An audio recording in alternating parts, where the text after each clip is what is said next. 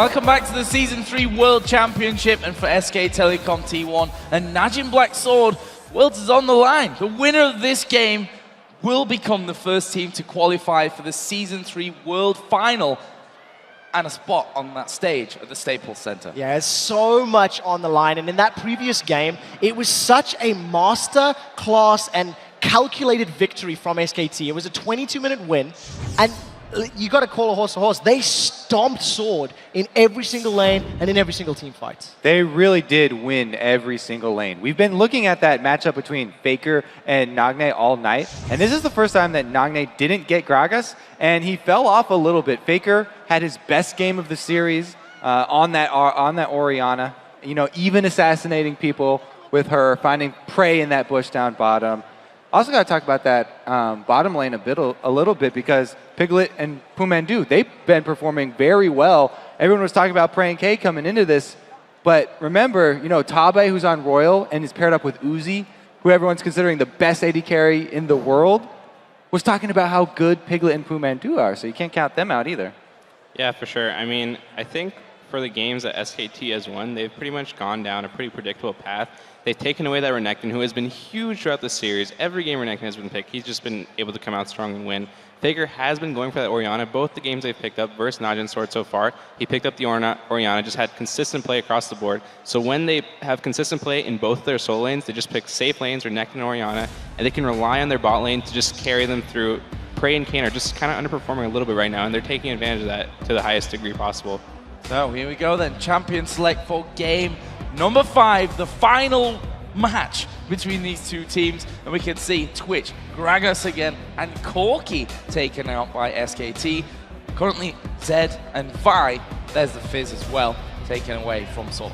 So obviously, SKT still concerned about that bottom lane. They feel like if they can get Prey and Kayn kind of on tilt and keep them off of the comfort champions, then they can continue to take advantage of that lane. Meanwhile, they still have to ban out that Gragas from Nagne because he was making game-changing plays.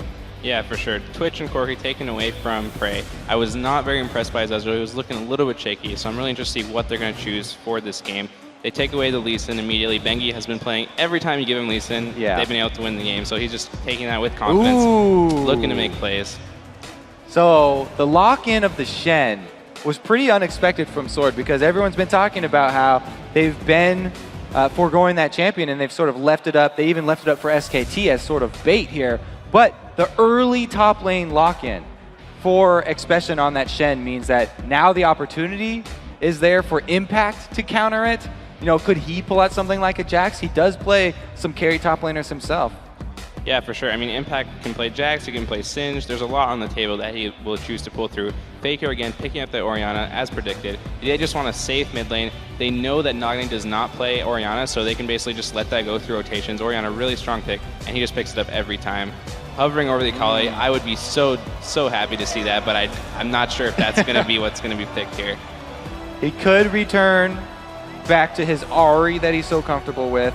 But it looks like they don't want to do that. They're sifting around. It almost feels like he's trying to get ideas. He's looking for inspiration right now. What can I go up against Faker with? Yeah, for sure. I mean, there's a lot on the table. We haven't seen much out of him besides for his Gragas. His Ahri play was quite good, but a little bit lackluster in the last game. He's got really anything on the table. We did see SKT pick up that Ezreal. So right now, Prey is put in a little bit of a situation. He may go for that Vayne. We've seen Piglet use that to great success in the past 2 games, so let's see if they're going to try to take that away from them as well. Now, locking in the Nocturne, that's not a mid lock-in. Oh, they last minute switch it up. Does go with the comfort champion there. Very comfortable on the Ahri, though it's going to be hard going up against Faker's Orianna. I was going to talk about the Nocturne, though. Locking that in from the jungle, that itself puts pressure on mid lane because him diving in with Ahri, that's a very, very scary gank to try and avoid, even for Orianna. Nocturne coming out at level 6 as soon as he has his ultimate, that's very high kill potential. Yeah, for sure. I mean, in the past 2 games, we've seen SKT take home. They've been able to put Orianna mid and just rely on his consistency to clear waves and just keep Nagne at bay. But in this matchup, we have Nocturne and Shen coming out for Najin's Sword, so they have a lot of global pressure. They have a lot of dive potential. They could even make 3-man plays on the mid lane and just try to push down that mid turret. Jax has been locked in, so that is actually Expression's signature counterpick to the Shen, and now we are seeing it actually being used against him. So the student may indeed surpass the master here. We'll see how that goes. This is almost like throwing down that gauntlet in this matchup. Whenever he come back with the exact same but switch champions, have to see if Expression can actually come out ahead this way too, then he gets huge bragging rights up in that top lane. Yeah, no doubt. I'm really happy to see the Zyra last pick for SKT. Zyra, Ezreal, really strong lane, and against the team comp of Najin's Sword, they have Shen and Nocturne and Ahri, 3 champions that are going to be wanting to dive into your backline and just create as much disruption as possible. And the Zyra just being able to throw out her ult, throw out her E is just going to make that very hard for them. I really dislike playing Nocturne into a Zyra team comp because once you ult into their team, the Zyra just throws her ult behind the Nocturne who's initiating it, and it makes it very, very difficult for the team to follow up on the initiation. Exactly. This SKT team has so much zone control of the battlefield. It's not only that Zyra Stranglethorns, but also Faker's Orianna ults. He's been able to place those really, really well with Bengi. Using that mobile Lee Sin to precisely place the shockwave means that they can control 2 very, very big areas on this battlefield. And that's perfect against a heavy, heavy dive team. I really like what SKT are doing here with their counter picking. Well, the fact is, if there's ever a time to do it, I suppose it is in Game 5 of the semi-finals here against a team which, honestly, I think a lot of people tipped. We saw the fan vote coming in from lolesports.com. 72% of the vote went over towards SKT, and this game has been 50-50 so far. All of the analysts, I believe, also chose SKT. Yeah. So pretty much everybody voting that way here. Pretty incredible stuff, and we are going to be getting into our final game here in just a couple of seconds. And well, if your friends aren't watching this one, you should definitely tell them to tune in, because we're going to find out the first team that's going to be heading to the Staples Center in that World Final, which will be happening next Friday here. So, let's get into it. Boy, it's been a pleasure, as per usual, having you here on the desk, and we hope to see you a little bit later on, maybe for some interviews as we move forward. Thank you very much for having me. So, nerds. So here we go then, game number 5. It's all down to this one. You know, I'm going to be looking at that early jungle pressure, though. Lee Sin has an upper hand on Nocturne in the early skirmishes, especially if Bengi's able to work around the spell shield. If you can actually get by without activating that, then Nocturne's early combat effectiveness is greatly diminished. So here we go then, we're in game. The winner of this match will be going on to the Staples Center. Who's it going to be? Quick shot, I'm not asking you to predict it just yet, because after what we've seen, this could be anyone's. Well, I'm definitely excited to see how this Nocturne and Caitlyn perform in the matchup, because as it stands, this is the first time we've seen both of them in the semi-final series. It's also the first time we're seeing Impact playing Jax. So a lot of new champions in this this game. Also Expression, first time on Shen in the series. So definitely trading a lot of champions. And for the first time in a while, we also see another defensive start here. Neither team willing to invade. And after SKT gave up first blood in the previous game, you can understand their hesitation here. I'm not sure really how this one is going to go down at level 1. I mean, Sword, they've done this pretty much every single game, at least tried to get over there for that ward. This time, we see that one's been put down on the ramp from SKT. Sword spotted that one coming in, and SKT are doing something a little funky of their own. Ooh, yeah, game 5. They're not looking for the super early invades. It's going to be a delayed blue buff invade from SKT. Again, they're looking to contest. This is jungle versus jungle. Could turn into a smite wars here, as both teams are going to have 4 people around the blue buff if they go for this late invade. So Nagne has just backed off, which would make this a 4 versus 3. We do see the members of SKT moving up into position. Remember, Pumandu does have that grasping roots available. Blue buff has been started off. You can see Sword are backing away. There's no CC down. They've jumped in on Prey. This could be very, very dangerous. The blue buff only at half health right now as Bengi gets the vision there. They put the wards down. The blue buff has been taken away here by Bengi. Interesting choice to use his Sonic Wave and Smite combo on the blue buff instead of trying to land that on Watch and burn a Summoner spell or even go for the first blood. Regardless though, SKT going to come out with both blue buffs here as Impact does his best to solo SKT side. Another great start to the game here for SKT in the final game of the series. We'll see how the buff control plays into their favor. Impact deciding to recall, gonna heal up and make his way to that top lane. And we are gonna see straight matchups. Prey and Kane gonna have to be a little more careful. They've not hit level 2 yet. Piglet does spike to level 2, lands a couple auto attacks down onto Prey and forces them backwards. Level advantage, and that means lane advantage in favor of SK. 3 minutes in. Such a tense start from this one. Bengi getting those double buffs under control. We saw the other blue on their side of the map going over to Impact, who's going to be facing off 1v1 against Expression with Expression's main here. This is going to be a very interesting lane matchup to watch. Luckily for Expression, he's hit level 3. He's a level ahead of Impact. There is a massive wave here for Impact to farm up, and luckily for Impact, he's got that blue buff. So all of those empowered strikes going to make CSing under the tower all that much easier. You do see Expression backing away. He doesn't have any wards, so got to play a little bit careful if he does stay overextended. Prey and Kane now sitting on this bottom lane. They're keeping up in CS, but once again, they are pushed defensively back to their tower. And look at this roam from Expression. He's trying to make a play. Because Jax did not go to lane and went for the blue buff, it frees up Expression to push his lane. He's been spotted by Bengi. Can they set up a counter here? Also very dangerous. The Q going to land there. Expression will shadow dash off into his jungle. Thought we were going to see a little bit more than that one, but again, no risks here in Game 5. Yeah, we all got very excited for the Ninja action, but nothing came of it. Impact continues to farm up as Expression is going to roam back to the top lane, but keep an eye on that watch. He's trying to make his way towards that top lane. Stopped off with those double golems as Bengi is counter-jungling that Wraith camp. Here comes the blind monk. Looking for Nocturne. Oh, that golem barely dies before the Sonic Wave comes through, and it could be a 2 versus 2 situation up top.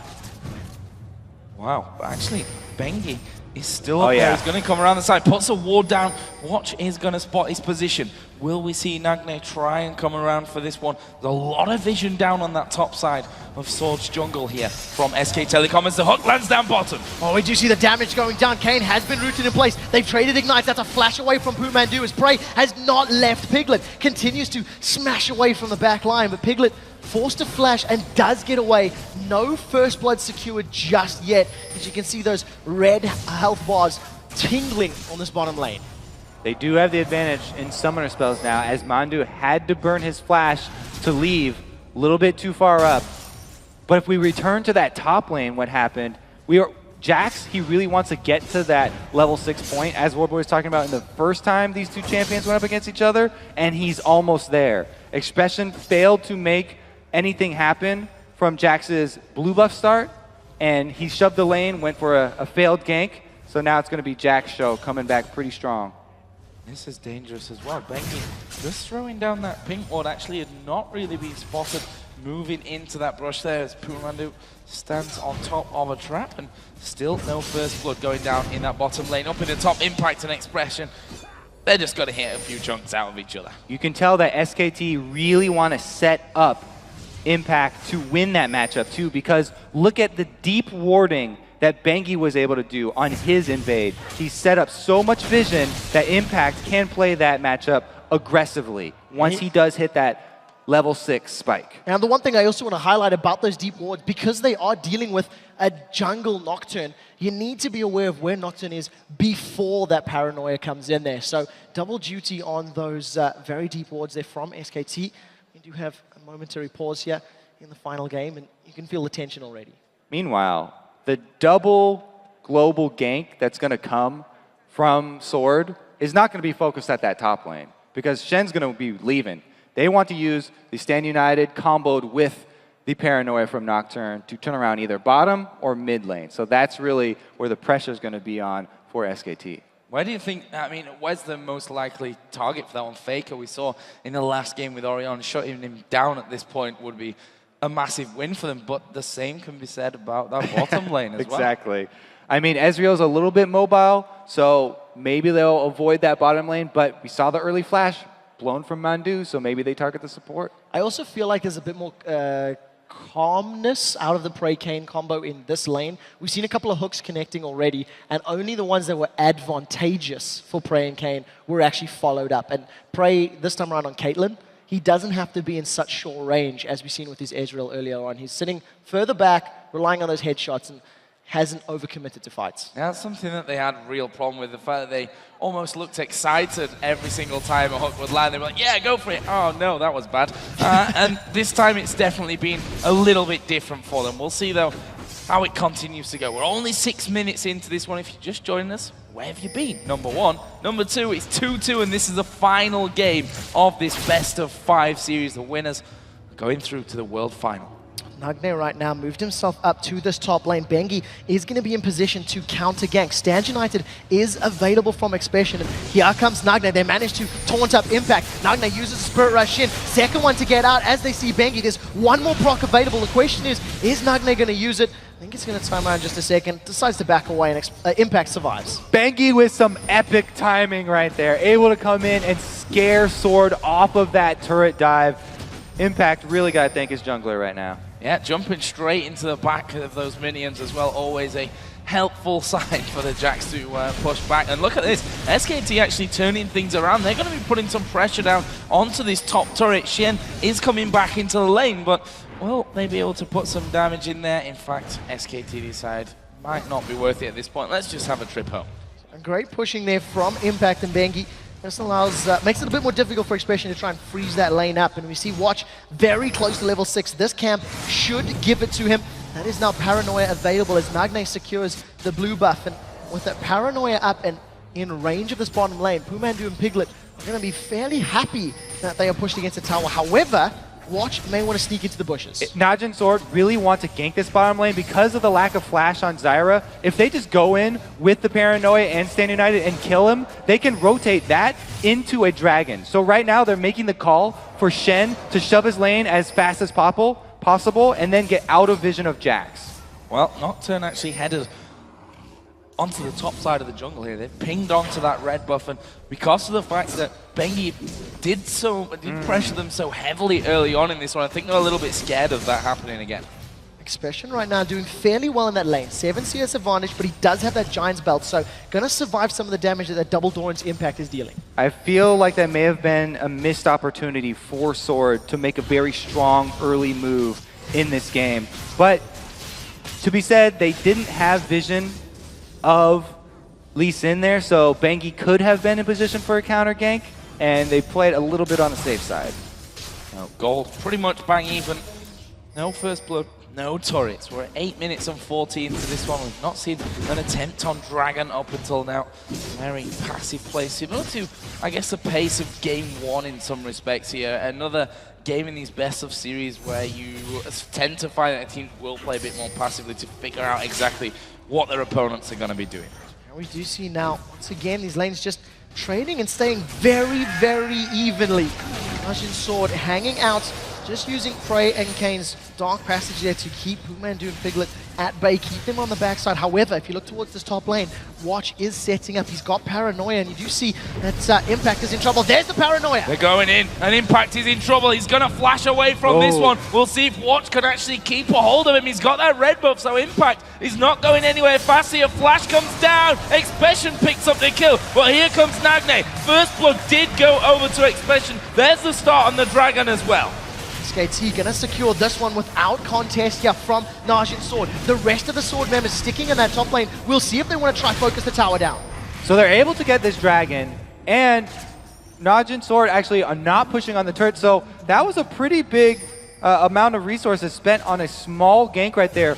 What Watch was trying to do was follow up the flash from Impact with a flash of his own to keep in fear range, but because he was a little bit too slow, it ended up costing Shen his flash, and then also Nagne blew a Spirit Rush there at the end, just for kicks. I like Faker almost taunting Nagne there as he misses the charm and tries to zone him out of that mid lane. Expression did start to work his way down there, so Faker started to back off. This bottom lane, whilst there's been no kills, there's been a lot of damage exchange, there's been some pretty close moments with the hook from Kane, with those grasping roots from Mando as well. Yeah, it is staying very even though Praise decided to go for those Berserker's Greaves as opposed to some early damage. But the one thing that is standing out for me is that Faker has a 30 CS advantage over Nagne. Those roams from Nagne's Ari are just not working out in his favor. You can see Watch hanging out on the sidelines, but he's instantly pinged. So SKT are well aware of his position. They are going to be aware of that ward as well. As you can see, there's a pink from SKT, which it looks like Faker's going to go to clear. Top lane, still. They've had their fair share of jungle interactions here. Impact, of course, going down for that first blood. He has got double Doran's Blade right now, and the workings of that Phage. And, well, Xpecial just trying to keep him at bay underneath his turret as Watch comes up. There's no ward in the Tri-Bush here for Impact, and he still does not have his flash up. So if Watch is able to go, I don't know why they're waiting for this. Well, we'll find out in a second. Watch decides to back away. We did see that in the mid lane, Faker was caught by a charm. We actually seen Faker and Bengi roaming to that bottom lane, but Praying K were able to at least avoid any potential gain. This is also why I thought that Sword were going to focus a lane other than top lane with their Paranoia, because if they gank that top lane, then it opens up for the counter Dragon, and SKT are actually the ones who came out ahead in gold after that. Faker is just racking up that CS here in mid. It's getting a little bit out of hand at this point. 40 CS close to, and will be here very shortly. Charlie's double Doran's Ring, boots of speed for Faker on the other side. Nagne coming back into lane here with that needlessly large rod, plus a couple of Doran's Rings of his own. Well, Xpecial still trying to hold on in the sub lane. We've seen him trading fairly evenly earlier on, but now that Impact has got a couple more levels, has the ability to slam dunk with that ultimate of his. Every third attack, it is hitting hard. There are some attack pings there onto Faker, so Watch may want to lunge himself into this mid lane with Paranoia, but you can see how defensive Faker's playing. He's not running the risk of being caught out. He's playing very safely, happy to farm up. Sitting at 10 CS per minute right now, which is quite literally perfect.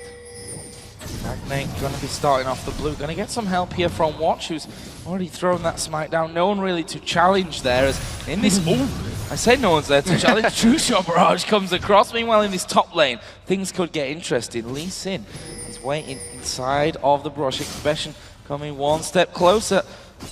Bengi's biding his time. Well, we'll see if he steps over the edge. As you can see, Bengi does have the ability to kick back. The stun is going to come down. It's going to lock Xpecial in place. They've jumped onto him. The kick goes out after the taunt, and Xpecial gets out thanks to the aid of Bengi's Dragon Rage. Great little bit of timing right there, and that is going to foil this top lane gank. Now it's open to counter here from Watch as he comes into Paranoia range. Well, let's see what he can do. He's waiting on that turret right now. Impact less than half health, but he's already hit the recall. And he's going to be getting out of there before Watch can have anything to say in that top lane. And he himself fallen a little bit behind this Shen in terms of the CS, probably just from that kill and the time that he had out the lane. Nagne once again trying to just even up the CS. He's still 40 behind, 35, 40 CS behind Faker. Even though he's got that needlessly large rod, he hasn't necessarily been a kill threat to SKT. You've seen him roaming twice. First gang failed, second time, Impact was dead by time Nagne got there. And he's really going to need to try and find some kills to make up this massive CS deficit. Praying Kane once again in this bottom lane trading damage. Now we see with that BF sword and longsword, Prey's got significantly more on-hit damage, but is less reliant on spells, which is where of course Ezreal is going to excel. This is one of those games that stays quiet for a good while and then all of a sudden just explodes with action. Part of that reason is that Bengi over here on Lee Sin does not have a lot of good lanes to go gank. That's also why he's built that Majid's Razor, so he can try and catch up in jungle farm and clear the jungle a bit faster. Because if he goes at any lane that's not Shen's lane, then Shen will join with Stand United, and any gank that he does pull off has the opportunity to be counter ganked from a long distance away by Nocturne. While we're talking about Nocturne, he's picked himself up the Elder Lizard. So very aggressive itemization there on that one. I also want to quickly remind you guys of how this series has played out. In games 1 and 3, where Najin Sword were even with SKT, they ended up winning the game. They ended up rotating particularly well and controlling that mid game, and we'll have to see if they can have the same decision making. They are down a Dragon though, which is respawning in 20 seconds, and we'll see who decides to go for it. Watch is once again top lane, so if Impact gets taken out, SKT may just say, hey, we'll happily take Dragon again. And another thing we should point out that red side so far has been the lucky side for all of these teams, as we are going to see Kane landing the hook here on towards Mandu. There's the box. Strangled Thoughts come down. Mandu is going to die. It's Kane that picks up the kill. That's why Thresh has been banned so much against them. Kane making a play. Now Impact's in trouble. Paranoia goes out. He manages to leap. Fear Proc stays in distance, and Watch as well as Expression securing it. Now, Bengi and Faker into the mid lane. We do see Stand United comes down. Here comes Expression. The question is, can they stop anything? The tower's been saved. No kill secured yet. Kane looking for the hook. Not going to connect. Faker still alive. Now Nugne's in trouble. He's got the shockwave still alive, and there is the shockwave coming down, but Faker so very low. Expression dies. Faker still alive. Protect comes in. Kane trying to get the kill. Kane does get the kill. Bengi will bring it back now. And again, as I said, it doesn't ever rain in ports in these games. From the beginning there, though, Nagne did not have any more charges on Spirit Rush to get in. Yes, Shen Standing Knight's coming in, but it's just Nagne walking at the two targets. And both of these are very mobile targets. Nagne had Flash, so he could have done something which is flash in with the Shen Standing United still on him, thereby Shen gaining distance as well. But man, with two melees basically going in there right on top of Faker, he gets off a great shockwave and he gets a little bit close so Kane can answer, but Bengi is the one who comes out the real victor there. And after all of that, SKT secure themselves another dragon as well. We have seen that towers have been traded at 1 apiece, but Global Gold still in favor of SKT. Piglet has had a lot of alone time with this tower and given it a few love taps, which will cause that to be the second tower of the game and a commanding 3,000 gold lead in favor of SK Telecom T1. And that stat really interesting there as well. First tower, first dragon of every game in this best of 5 has gone over to SKT. They've been able to win games off that twice and lose twice as well. So who knows how this one's going to all work out in the end. There's a hook coming across. Randu just sidesteps it. But there are 3 men now down here. Gonna be 4 in a second as Nagne comes in as well. Faker is also moving around. This could get very explosive in the bot lane as Bengi gonna get charmed. Well, we do see Praise landing some auto attacks and that pult over. Faker's made his way in from the back line, still holding a massive CS advantage over Nagne's Ari. Nagne's decided to prioritize that Death by Grasp, but still not sitting on any boots, so gonna take him a long time to reposition in any of these lanes. We also see a very, very big difference in the junglers builds because Watch, again, going with an offensive build, the Spirit of the Elder Lizard extremely quickly, whereas Bengi opting with a completely defensive build here on Lee Sin. Those Merc Treads will reduce the amount that, or the time that he can be charmed in, but Watch is going to have a much bigger damage output. When he went full offense on Aatrox, it didn't work out. Nocturne is a bit of a different story though, because he's a guaranteed dive and he's got the defense of Stand United that he can rely on. So Blue Buff's going over once again to those mid laners. Faker, who's currently 2-1-1, sat a good 4 TCS in the lead here. Themes is finished. Needlessly large rod shoots as well in there. Nagne actually putting down pressure on the turret. DFG even there for him as a hook lands onto Mandu. Paranoia comes in. You see in the background that Piglet is the focus of Watch. Pumandu still alive in the background. He's going to be the first victim as Watch unable to pick up a kill onto Piglet. Now Stand United coming down as the plants are basically killing prey. But the kill did get secured by Sword, so well played. Bengi was just getting into position as Lee Sin. He was about to pull off a very nice gank, but Nocturne has the range on him. Nagne another defensive ult. Yeah, they saw the shockwave coming out there, and Faker just kind of saunters off of this middle lane. He's like, well, you're not going to fight me again. I'm going to put down some damage onto this inner turret. Meanwhile, Impact with a Jax here almost got that Trinity Force stun. Is going to be hammering on the top lane turret. Bengi trying to hold on to this lane. He's going to get hooked. Where's the fear going to send him? Pretty much perfect there. He's down to less than half HP. Can he escape off from this one? Yes! just about underneath the turret. Prey had no mana for Ace in the hole, used the 90 caliber net to get in range, and didn't finish off the kill. So they've traded towers as now Expression is moved to this top lane to defend against Impact, shoving the inner top lane turret. Here's a replay of that bottom lane. So this is a perfect time to go for the hook because the turret's almost down. Just one more hit and they finish it off. A really good play right there too. Keeps him in range for the fear. That 90 caliber net costing him mana to get off a couple more shots, but as you said, no Ace in the hole left. So 20 minutes, 40 seconds into this one, it's a 2.8 thousand gold lead currently for SKT, who have lost every single game so far that they've had here on this blue side. So we'll see if this one is the one that changes their fortune a little bit, as Piglet picked up his red buff. Leeson actually up by the Baron here with Jax as well. Ward's going down. He's got an Oracle. Needs to be careful though. There's 3 there from Sword. Yeah, Nagne actually threw out a charm just exploratorily into that bush. Nobody was hanging out, so it didn't work out for him. But once again, Nagne now has his boots, got those Sorcerer Shoes completed, still sitting 60 CS behind Faker. Faker with a Death Cap and an Athene's. That is a very scary Orianna at the 21-minute mark. SKT are really scary right now. They're definitely ahead, but Sword have a great team for picking people off. If they could gain control of the vision, then they can actually pull a turnaround here. Good charm over the wall, but the turret's already dead. They got the turret. Piglet got hooked, but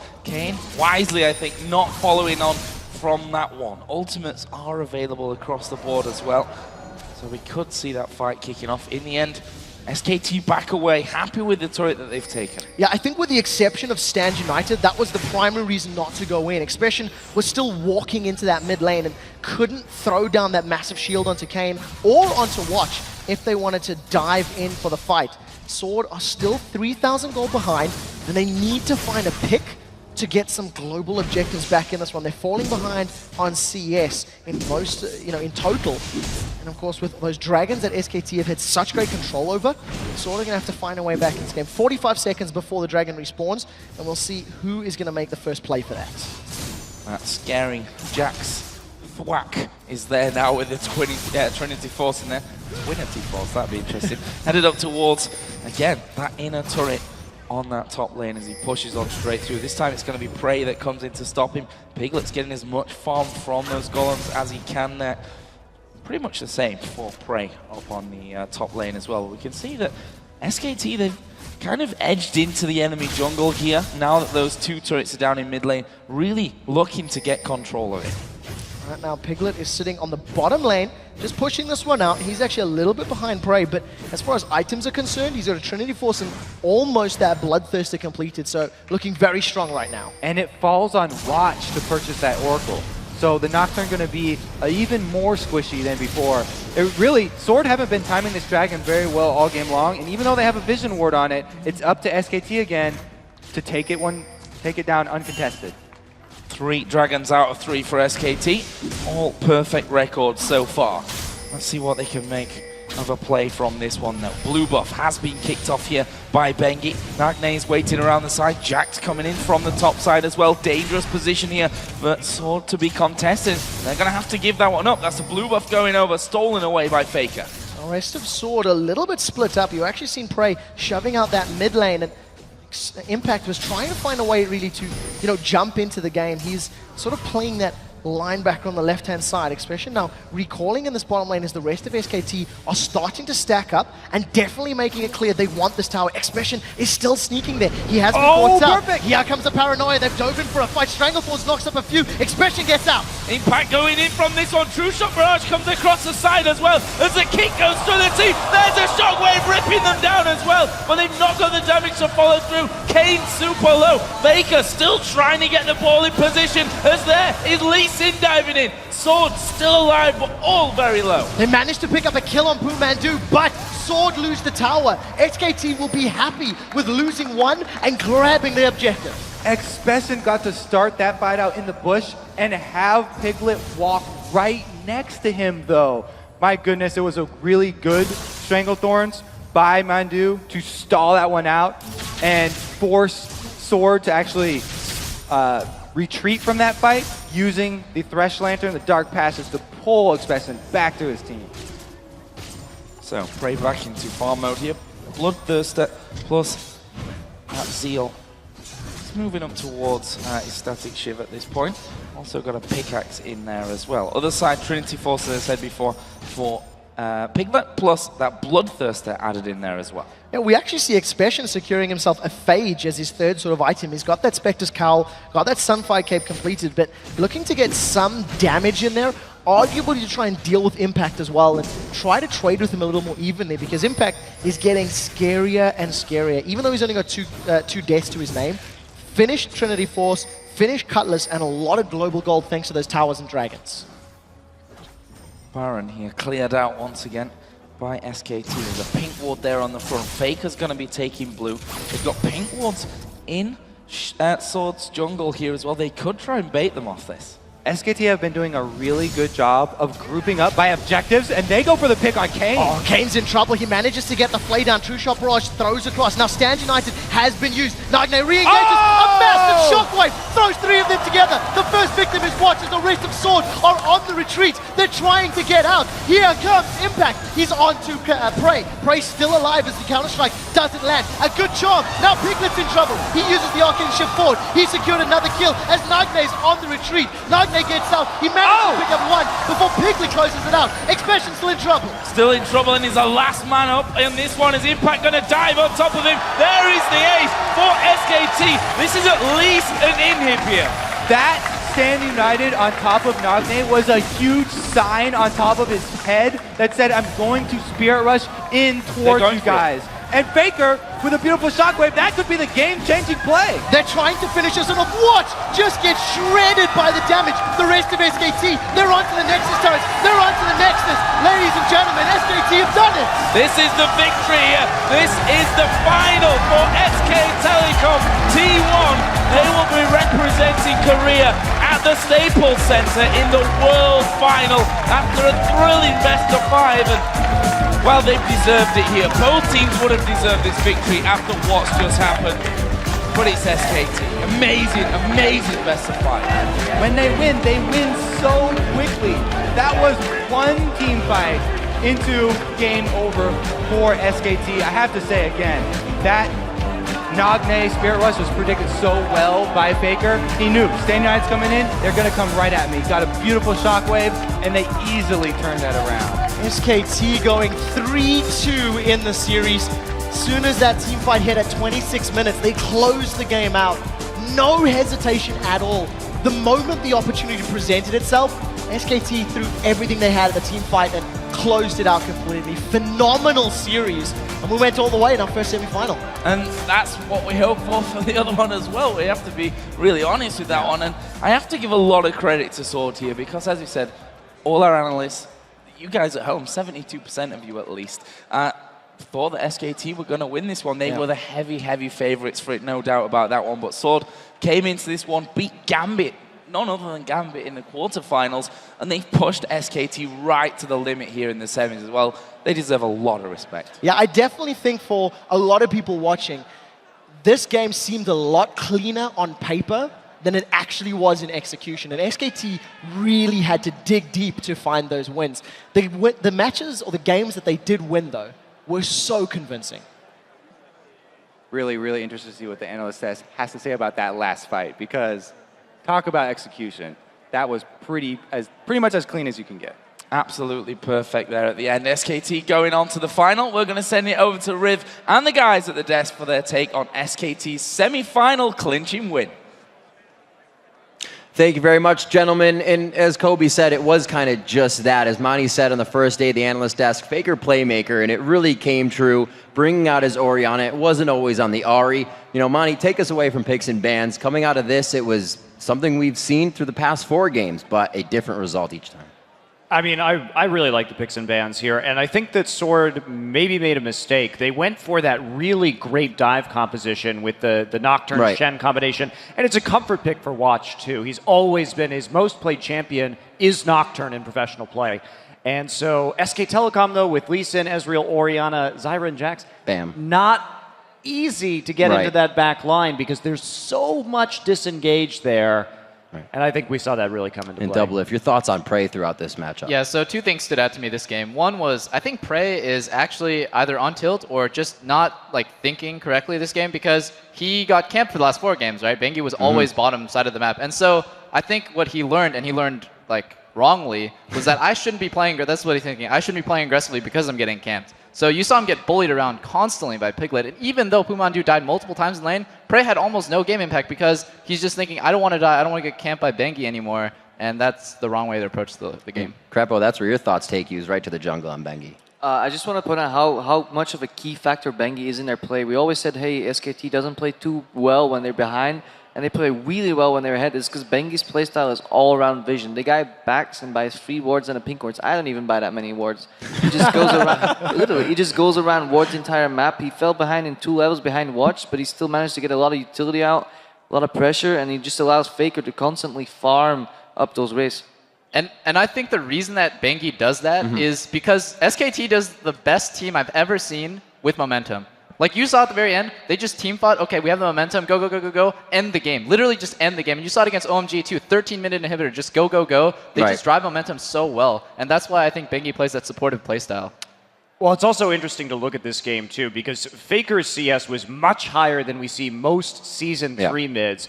Taking a look at it, I took some notes. It was about 170 at 15 minutes. It was 232 at 21 and 303 at 27. So Bengi kept feeding him Wraiths and Wolves over and over and over again, and that allowed him to acquire a massive gold lead out of Nagne. They're really putting all their eggs in the Faker basket at that point, right? But then he delivers. Talking about that last team fight, 27 minutes in, he's got an Athene's, a Void Staff, and a Death Cap on Orianna. It pays off when he can land that 3-man Orianna ult with all of that items. That is a maximization of that gold value. Freak, final thoughts on this amazing best of 5. I think there was a misplay in the top lane overall in terms of strategy for Najin's Sword. They picked the Shen knowing that Jax is open, which is something that Impact has played this tournament, and gave a counter pick away. And then sort of realizing this mismatched matchup, they focused all their effort ganking top lane. Watch, as well as Nagne, came top multiple times to kill off Jax, had no effect, didn't let their actual dive comp dive the bottom lane and get that one ahead and let Prey carry. And so I feel like from the Shen lock-in, from how they played that Shen, I think it was a rough setup there for Sword, and SKT played it better. All right, guys, you have the predictions for the game today. Congratulations on that. Right now, we're actually going to send it over to Shox, who's hanging out on the main stage with SKT's fantastic mid laner, Faker. Thank you very much, Riv. Fantastic applause here immediately for Faker. Of course, congratulations, a best of 5 series, and it went to full 5 games. And at the center of that was, of course, the matchup between you and Nagne. How do you think that played out? 안녕하세요, 페이크 선수. 일단 오전 3승제 4강전 승리하신 거 축하드리고요. 경기가 5경기까지 가셨는데 그 나그네 선수와의 매치업에 대해서 잠시 얘기해 주세요. 오늘 나그네 선수가 그렇게 엄청나게 잘하는 선수가 아니라 별로 긴장을 안 했는데 오늘 해보니까 되게 잘하셔서 정말 나그네 선수가 좀 이번 경기에 좀 상대 낮은 팀의 핵이었다고 생각해요. You know, coming into this game, I was a bit nervous because I knew Nagne was really good, and when I played him, he did show how great he was. I really think he played well, and I think he was the nucleus of the Najin team. Actually, a very good game by him as well. But in the end, you guys pulled it out. And I got to ask, you know, coming into this, you were really the favorites. Were you surprised that Najin Swords showed this much strength and took 2 games off you? 오늘 경기에서 5경기까지 가셨는데요. 이 토너먼트 들어오실 때 SKT가 제일 우승 후보로 꼽혔잖아요. 5경기까지 가신 거에 대해서 좀 놀라시지 않으셨나요? 전혀 놀라지 않았고요. 오늘 지지 않았던 것만으로도 되게 고맙고요. 일단 5경기까지 갔으니까 그 나진 소드가 정말 강팀이라는 걸 다시 한번 일깨워주는 그런 판이었던 것 같아요. No, I was not surprised at all. You know, coming into this game, I knew Najin was great, and I think going 5 games just shows how great a team Najin is. So You guys made it. You're in the final in Staples Center next week. Royal versus Fnatic is up tomorrow. Who of those two teams do you want to play and why? 이제 결승전에 진출하게 되셨는데 결승전에 누굴 만나고 싶으신가요? 내일 이제 프나틱이랑 로얄이랑 경기를 하게 되는데요. 일단 저는 로얄이나 푸나틱 둘 다 아무나 와도 상관이 없는데 딱히 꼽기도 좀 힘들어요. 이게 그래서 그냥 두 팀 중 아무나 올라와도 상관없을 것 같고 이번에는 결승에 누가 올라올지 거의 생각도 안 하고 이번 경기만 생각해가지고 그 결승전 생각은 별로 안 나요. Fnatic and Royal are both two great teams, and I really don't have much thoughts on, who I prefer makes it because I was really concerned with this game, tonight's game, so I really haven't had a chance to think much about it. All right, but enjoy your victory, and we'll see you next week at Staples. Thank you very much. All right, now let's send it over to Riv and the guys at the desk for a look at the tournament bracket. Thank you very much, Shocks. And after this exciting night of League, we're one step closer to the Staples Center and the fight for the Summoners Cup. Let's take a look at the tournament bracket as it stands now. SK Telecom T1 takes the first slot in the finals, and they will be joined there by the winner of tomorrow's semifinal series, Royal Club and Fnatic. Now, gentlemen, let's take a look at how the four of you have been doing at choosing the winners here at Worlds so far. Because everyone, including the viewers, all got it right tonight, the standings remain the same with only 2 more days of World Championships action remaining. Congratulations to everyone. All hail Lord Monte Cristo. All hail Lord Monte. So coming up tomorrow here at the Galen Center, it's day 2 of the Season 3 semifinals. Yeah, China's Royal Club and Europe's Fnatic fight for their spot in the Season 3 finals and a shot at the Summoners Cup. Our coverage begins Saturday at 12 p.m. Pacific, 9 p.m. Central European Time. Now let's send it over to Shocks and close out our first night of semifinal action here at the Galen Center. Thank you very much, Riv. And what an incredible night here at the Galen Center. Congratulations, of course, to our first finalist, SK Telecom T1. Now, as always, if you missed any of the action or you just want to watch it again, go over to lolesports.com to check out all the recaps, videos, the stats, and anything you want. All right, that does it for our first day of semifinal coverage from all of us here at the Galen Center. Thanks for watching, and we'll see you in less than 12 hours.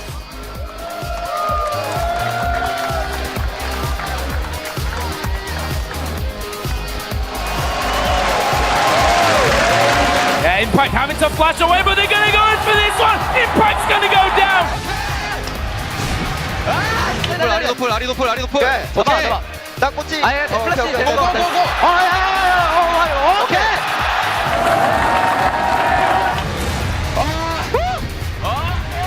나이스. Sword are going to pick up game 1 in the series. 오케이. Oh! From play, Impact gets out. That's a second kill for SKT. Pengy and Impact over the moon. Look at Piglet ripping through Sword here. That's 3 men down. Triple kill. Is he going to be able to pick up 4? 쿼드라. 오케이.